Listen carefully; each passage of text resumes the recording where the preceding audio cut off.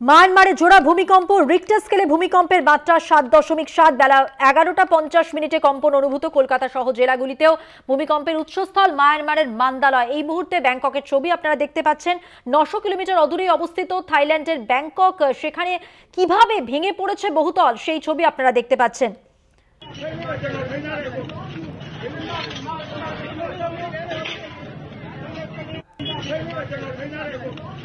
একের পর এক বাড়ি ভেঙে পড়ে মায়ানমারের জোড়া ভূমিকম্প, যার জেরে কি পরিস্থিতি, ধ্বংসস্তূপের ছবি আপনারা দেখতে পাচ্ছেন। আরো বিস্তারিত জানবো, আমাদের সঙ্গে টেলিফোন লাইনে রয়েছেন আমাদের প্রতিনিধি অঙ্কুর ভট্টাচার্য। অঙ্কুর দা, কেন এত ভয়ঙ্কর কম্পন অনুভূত হলো এবং ক্ষয়ক্ষতির পরিমাণ সম্পর্কে এখনো পর্যন্ত কি জানা যাচ্ছে?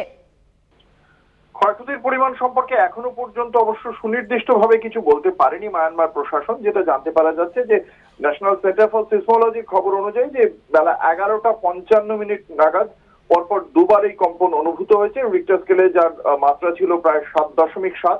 এবং শুধুমাত্র মায়ানমার নয়, এর প্রভাব পড়েছে কলকাতা, দিল্লি সহ উত্তর ভারতের বিস্তীর্ণ অংশে।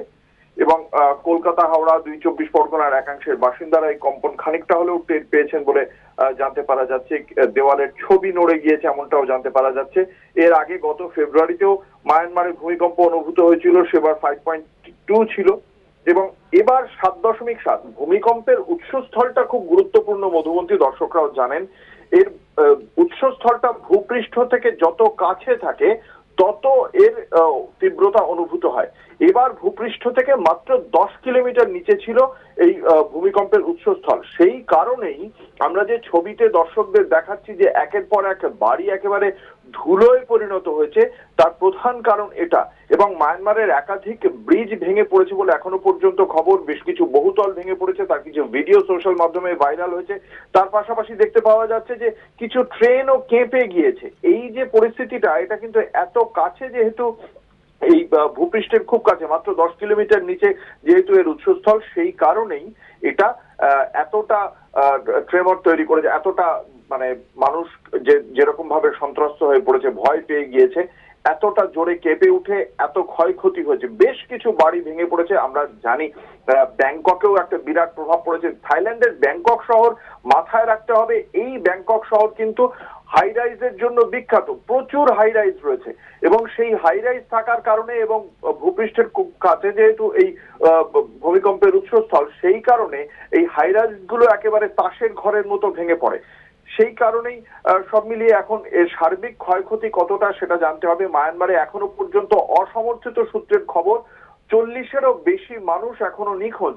এবার তারা তাদের যে জায়গা, তাদের যেখানে বাসস্থান বা তারা যেখানে কার্যালয়ে ছিলেন, সেই কর্মস্থল থেকে সেই সময় ভূমিকম্পের কারণে দ্রুত নেমে এসে ছুটে পালিয়ে গিয়েছেন, সেই কারণে নিখোঁজ, নাকি তারা ওই যে বাড়িগুলো ভেঙে পড়েছে তার নিচে চাপা পড়ে গিয়েছেন, সেই সম্পর্কে মাত্র কিছুক্ষণ হয়েছে। এখনই প্রশাসনের পক্ষ থেকে সুনির্দিষ্ট তথ্য দেওয়াও সম্ভব নয়। তারাও যথেষ্ট এই ঘটনার পর তারাও আতঙ্কিত হয়ে পড়েছেন এবং দ্রুত উদ্ধার কার্যও শুরু করা হয়েছে। মায়ানমার এমনিতেও রাজনৈতিক ডামাডলে রয়েছে, তাদের প্রশাসনও যে খুব গুছানো অবস্থায় রয়েছে এমনটা নয়, তারই মধ্যে কাজ চলছে। আর 7.7 রিক্টার স্কেলে যে তীব্রতা, এই তীব্রতাও কিন্তু যথেষ্ট বেশি। সেই কারণেই এই মুহূর্তে ওয়েট অ্যান্ড ওয়াচ এবং তার সঙ্গে সঙ্গে উদ্ধার কার্য শুরু হয়েছে। এই ক্ষয়ক্ষতির পরিমাণ হয়তো আরো কিছুক্ষণের মধ্যেই জানতে পারা যাবে। বলতে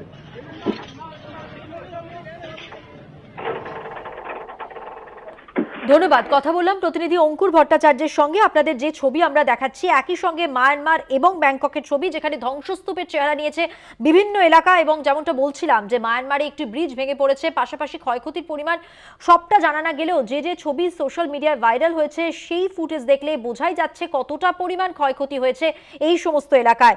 মায়ানমারের মান্দালয় ভূমিকম্পের উৎসস্থল, ভূপৃষ্ঠ থেকে 10 কিলোমিটার নিচে ভূমিকম্পের উৎসস্থল ছিল। 11টা 50 প্রথম ভূমিকম্পটি হয়। ভূমিকম্পের মাত্রা ছিল 7.2 এবং 12টা 2 যে দ্বিতীয় ভূমিকম্পটি হয় রিক্টার স্কেলে, যার মাত্রা ছিল 7। এবং জোরালো ভূমিকম্পের প্রভাবে ব্যাপক ক্ষয়ক্ষতি হয়েছে মায়ানমারে। ভেঙে পড়েছে ব্রিজ। ক্ষয়ক্ষতির আশঙ্কা করা হচ্ছে আরও প্রশাসনের পক্ষ থেকে। আফটার শকের আশঙ্কাও করা হয়েছে, আবহবিদরা তাই বলছেন। ভূমিকম্পের ব্যাপক প্রভাব দেখা গেছে থাইল্যান্ডের ব্যাংককে। দেখছেন সেই ছবি। জলোচ্ছ্বাস দেখা গিয়েছে বড় বড় হোটেলের সুইমিং পুলে। 12:02 মায়ানমারের মান্দালয় থেকে 90 কিলোমিটার দূরে 7 মাত্রার ভূমিকম্প অনুভূত হয়। ভূপৃষ্ঠ থেকে মাত্র 10 কিলোমিটার নিচে কম্পনের কেন্দ্র ছিল।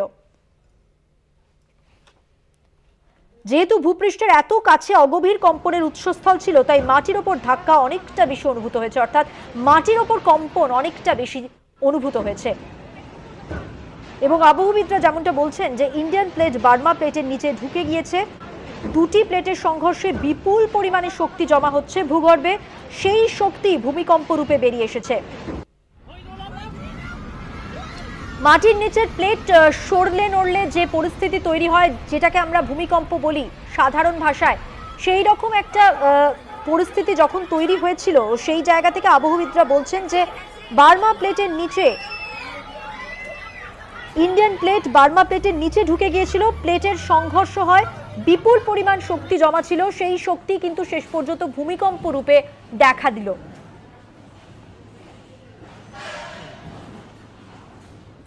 এই মুহূর্তে ব্যাংককের ছবি আপনারা দেখতে পাচ্ছেন, কিভাবে ক্ষতিগ্রস্ত হয়েছে এই ভূমিকম্পের ফলে আপনারা দেখছেন সেই ছবি। মায়ানমারের মান্দালয়, যে মান্দালয় এই ভূমিকম্পের উৎসস্থল, সেখানে একটি ব্রিজ ভেঙে পড়েছে। আভা নামের ওই ব্রিজটি ইরাবতী নদীতে ধসে পড়েছে। বিশাল ভূমিকম্প, যার তীব্রতা অনেকটাই ছিল, জোড়া ভূমিকম্প, তার ফলে কিন্তু বহুতল ক্ষতিগ্রস্ত হয়েছে, ধসে পড়েছে।